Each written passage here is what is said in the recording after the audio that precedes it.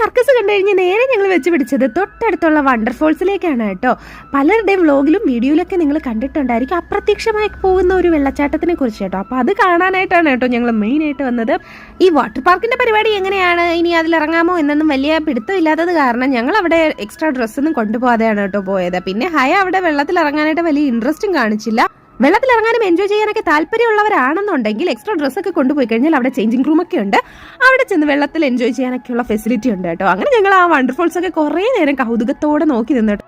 എത്ര താഴേക്ക് വന്നാലും ഗ്രൗണ്ടിലേക്കൊന്നും ആവുന്നേ ഉണ്ടായിരുന്നില്ല. അതൊക്കെ ഞങ്ങൾ കുറച്ചു നേരം നോക്കി നിന്നു.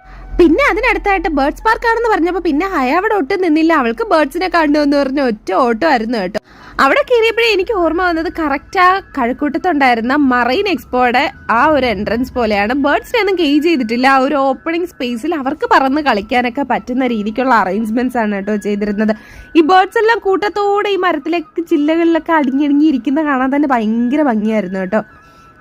ഹയ ഓരോ കിളികളെ തൊടാൻ പോകുന്നത് കണ്ടിട്ടാണ് എന്തോ കാണുന്ന കിളികളെല്ലാം കൂടിനകത്തൊക്കെ കയറി പോകുന്നുണ്ടായിരുന്നു. എങ്കിലും ഞാൻ വിടില്ല എന്ന് പറഞ്ഞു ഓരോ കിളികളെയും പിന്തുടർന്ന് ഓട്ടിക്കലായിരുന്നു പപ്പയുടെയും മോളുടെയും പ്രധാന വിനോദം. അവിടെ ചെന്നിട്ട് ഒരു കിളികളെയും മര്യാദയ്ക്ക് ഒരിടത്തിരിക്കാൻ സമ്മതിക്കുന്നുണ്ടായിരുന്നില്ല. പിന്നെ ഒരു കിളി ഇങ്ങനെ പോസ് ചെയ്ത് നിന്ന് ഉറങ്ങുന്നതൊക്കെ ഉണ്ടായിരുന്നു. ഞങ്ങൾ അതൊക്കെ നോക്കി നിന്നു. പിന്നെ ബേർഡ്സിനെയും സ്നേഹിക്കിനെയൊക്കെ വെച്ചിട്ട് സെൽഫി എടുക്കേണ്ട പോയിന്റ് ഉണ്ടായിരുന്നു. അവിടെ നിൽക്കുന്ന അങ്കിള് തോളിൽ വെച്ചിരിക്കുന്ന തത്തെ എനിക്കും തോളിലെടുത്ത് ഫോട്ടോ എടുക്കണമെന്ന് പറഞ്ഞ് കുറച്ചു നേരം അലമ്പെങ്കിലും എനിക്ക് വല്ലാത്തൊരു പേടിയാണ് കേട്ടോ.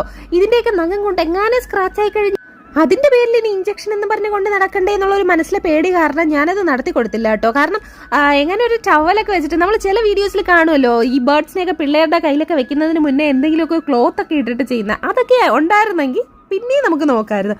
പിന്നെ ഇതാണ് ലോകത്തെ ഏറ്റവും ചെറിയ മങ്കി കേട്ടോ. നല്ല ക്യൂട്ടായിട്ടുണ്ടായിരുന്നവൻ. ഇവനെ കാണാനായിട്ട് ഒരു കുഞ്ഞണ്ണാൻ്റെ അത്രയൊക്കെ ഉള്ളൂ കേട്ടോ.